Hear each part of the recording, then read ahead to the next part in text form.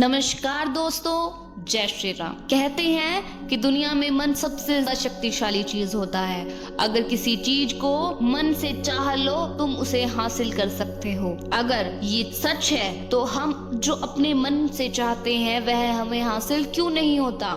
कोई भी इंसान अपने मन में तो दुख नहीं चाहेगा, लेकिन वो रहता तो दुखी है। हर इंसान अपने मन से कामयाब तो होना चाहता है, खूब पैसा कमाना चाहता है, लेकिन फिर भी वह कामयाब नहीं होता। ऐसा दुनिया में कौन सा इंसान होगा जो अपने मन से यह चाहेगा कि मैं पैसा ना कमाऊं। सोचने की बात है तो इसमें दो चीजें निकल कर सामने आती है। या तो वह महापुरुष गलत थे जिन्होंने यह बात बोली थी कि मन से चाही हुई हर चीज हासिल हो जाती है, या फिर हम गलत हैं। आज की वीडियो में मैं जो कहानी बताने वाली हूँ उसमें आपको एक ऐसा मंत्र मिलेगा जिससे आप यह समझ पाएंगे कि अपने मन में किसी चीज का बीज कैसे बोया जाता है। इस कहानी से आपको अच्छी तरह से समझ में आ जाएगा कि आकर्षण का नियम कैसे काम करता है। कहानी छोटी सी है लेकिन बहुत ही गहरी है। इस वीडियो को लास्ट तक देखना तो ही आप अच्छे से इस कहानी का पूरा लाभ ले पाएंगे। तो चलिए कहानी शुरू करते हैं और समझते हैं कि मन को काबू में कैसे करें। एक बार की बात है, एक आदमी के जीवन में सिर्फ दुख ही दुख थे। वह जो भी काम करता उस बेचारे का वह काम पूरा नहीं होता। किसी से कोई मदद मांगता तो कोई उसकी मदद नहीं करता था। ऐसा लगता था कि चारों तरफ से उसके ऊपर दुखों का पहाड़ टूट पड़ा है। उसे समझ नहीं आ रहा था कि मैं इन दुखों से कैसे छुटकारा पाऊं। उसकी आंखों के नीचे बड़े बड़े काले घेरे बन गए थे। वह रात रात भर सो नहीं पाई है। कभी कभी तो उसके मन में आत्महत्या करने तक के भी ख्याल आ जाते थे। उसने निर्णय लिया कि वह इन दुखों से छुटकारा पाकर ही रहेगा, इसके लिए चाहे उसे कुछ भी करना पड़े। इसलिए उसने अपने किसी मित्र से पूछा कि मैं अपने जीवन को कैसे सुधारूं। उसने उसे किसी बाबा के पास जाने की सलाह दी और इसलिए उसे किसी भी बाबा के बारे में पता चलता तो वह उस बाबा के पास पहुंच जाता और उस बाबा को अपनी समस्या बताता कि बाबा मैं कुछ भी करने के लिए तैयार हूँ, लेकिन मेरी इन समस्याओं से मुझे छुटकारा दिला दीजिए। आप जो कहेंगे मैं वह करूँगा। बाबा उसे टोटके बताते और बदले में दान दक्षिणा ले लेते। वह आदमी घर लौटकर पूरी विधि के साथ टोने टोटके करने लगा, लेकिन बहुत टोने टोटके करने के बाद भी उसके जीवन में कुछ बदलाव नहीं आया। इसके विपरीत उसका जीवन और ज्यादा दुखी हो गया, जिससे उसका धन भी धीरे धीरे खत्म हो रहा था। इससे उसके जीवन में दुख और ज्यादा बढ़ गया। तब उसे लगा तो मुझे क्या करना चाहिए, बाबाओं के पास जाऊं या ना जाऊं। फिर एक दिन एक आदमी ने उसे बताया कि तुम अपने घर में किसी पंडित को बुलाकर हवन करवा लो। कोई भी बुरी ऊर्जा होगी तो वह तुम्हारे घर से बाहर चली जाएगी। उस आदमी के मन में यह बात बैठ गई और उसने एक पंडित को बुलाकर हवन करवा लिया। बदले में पंडित ने भी बहुत अच्छी खासी दान दक्षिणा ले ली, लेकिन कुछ दिनों बाद उस आदमी को महसूस हुआ कि उसके जीवन में अब भी कोई बदलाव नहीं आया है और अब तो उसे लगने लगा कि मेरे जीवन में से दुख कभी खत्म नहीं होंगे। फिर एक दिन उसे अपने मित्र से एक ऐसे बाबा के बारे में पता चला जो समाधान बताने के लिए कोई दान दक्षिणा नहीं लेता। तब उस आदमी को लगा कि और अगर दान दक्षिणा नहीं लेता तो सचमुच में कोई सिद्ध बाबा ही हो सकता है। और यही सोचकर वह उस बाबा के पास गया।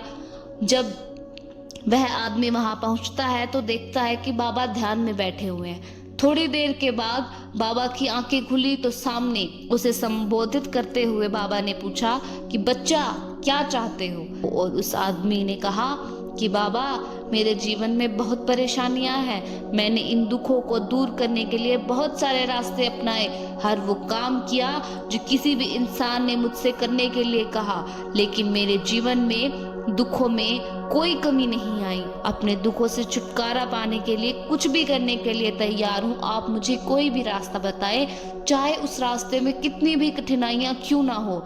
बच्चा दुखों को दूर करने के लिए मंत्र ऐसे ही नहीं मिलते हैं, मंत्र पाने के लिए कुछ करना पड़ता है। यह सुनकर पहले तो उस आदमी ने सोचा कि यह बाबा भी मुझसे दान दक्षिणा मांगेंगे, लेकिन और कोई रास्ता न पाकर उस आदमी ने कहा बाबा आपको जितना भी दान दक्षिणा चाहिए मैं देने के लिए तैयार हूँ, लेकिन आपका मंत्र सच्चा होना चाहिए, वह पूरा होना चाहिए, उसका फल मुझे मिलना चाहिए। उसके बाद जो भी दान दक्षिणा दक्षिणा लेना चाहते हैं मैं आपको दे दूंगा। बाबा ने कहा दान दक्षिणा तो बहुत छोटी चीज है, मुझे वह नहीं चाहिए। इस पर वो आदमी सोच विचार करके बोला तो बाबा मैं अंगारों पर चलने के लिए भी तैयार हूँ, आप मुझे बस आज्ञा दीजिए। मैं जो तुमसे कराने वाला हूँ वह बहुत कठिन मंत्र है, उसे पूरा कर पाओगे? बाबा ने उससे कहा कि यहाँ से जब तुम अपने घर जाओ तो रास्ते में अपने मन में यह दोहराते जाना कि मैं सुखी हूँ, मैं सुखी हूँ। बार बार अपने मन में यही दोहराना, और याद रहे जुबान पर यह नहीं आना चाहिए, यह सिर्फ मन में दोहराना है। यह सुनकर वह आदमी बोला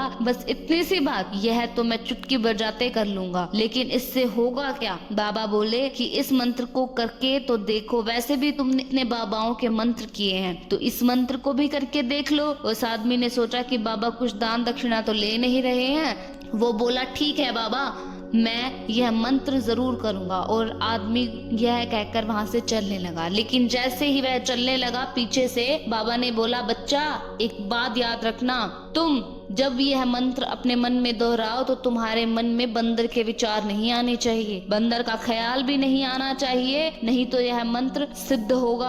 आदमी बोला मुझे तो आज तक बंदर का कोई विचार आया ही नहीं, तो अब क्यों आएगा? आप चिंता मत करिए बाबा, मैं बस मन में यह दोहराऊंगा कि मैं सुखी हूँ, मैं सुखी हूँ, इसके अलावा बंदर का कोई भी विचार मेरे मन में नहीं आएगा। यह कहकर वह आदमी वहां से चला गया। वह अपने मन में मैं सुखी हूँ, मैं सुखी हूँ यह दोहराता हुआ थोड़ी दूर चला कि उसके मन में अचानक बंदर का ख्याल आ गया। लेकिन उस आदमी ने सोचा आज तक तो मुझे बंदर का कोई विचार नहीं आया, यह आज बंदर का विचार क्यों आ रहा है? ऐसे करके उसने उस बंदर के विचार को पकड़ लिया और वह उसे भूल ही नहीं पाया और मंत्र का उच्चारण करना ही भूल गया और वह बंदर के बारे में सोचने लगा। जब थोड़ी देर बाद फिर से उसे होश आया तो फिर से उसने अपना मंत्र दोहराना शुरू कर दिया, मैं सुखी हूँ, मैं सुखी हूँ। लेकिन अचानक से उसे एक बंदर दिखाई दिया और यह देखकर फिर से उसके मन में बंदर का विचार उठ गया और यह देखकर वह इस विचार को बाहर फेंकना चाहता था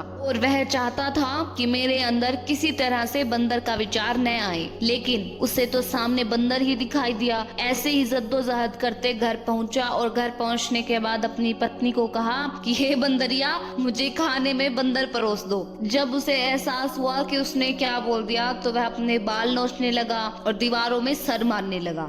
आज मुझे यह क्या हो गया है कि मुझे हर जगह बंदर ही बंदर नजर आ रहे हैं, यह कैसी माया है? वह यह सोच सोचकर रात भर नहीं सो पाया, करवटें बदलता रहा और सुबह उठकर सीधे उसी बाबा के पास पहुंच गया और उसके चरणों में गिरकर कहा कि हे बाबा पता नहीं क्या चमत्कार हो रहा है, आज तक मुझे बंदर का कोई विचार नहीं आया, लेकिन जब से आपने मुझसे ये बोला है कि बंदर का विचार नहीं आना चाहिए तब से मुझे हर जगह बंदर ही बंदर नजर आ रहे हैं। बाबा मुझे तो आपके पीछे पेड़ पर बैठा बंदर केले खाते हुए दिखाई दे रहा है, यह हो क्या रहा है बाबा? यह सुनकर बाबा हंसने लगे। बच्चा मन का जाल एक ऐसा जाल है जिसे समझ पाना इतना आसान नहीं है। बंदर तो तुम्हारे रास्ते में पहले भी आते थे, जब तुम मेरे पास आए थे तो इन्हीं पेड़ों पर यह बंदर घूम रहे थे, लेकिन तब तुम्हारे ध्यान में यह बंदर नहीं था, तब तुम्हारे इस ध्यान में सिर्फ दुख थे। इसके बाद बाबा ने उसे बताया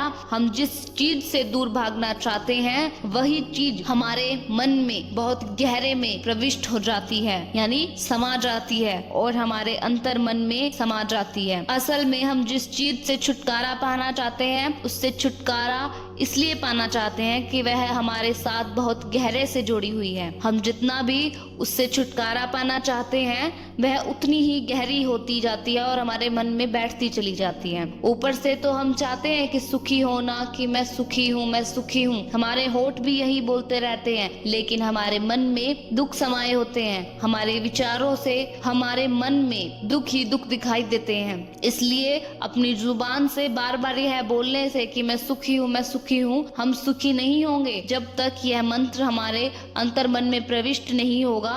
इस पर उस आदमी ने पूछा कि बाबा, लेकिन यह मंत्र हमारे अंतर मन में प्रविष्ट कैसे होगा? यह सुनकर बाबा ने कहा, जा अपने दुखों से लड़ना बंद कर दो।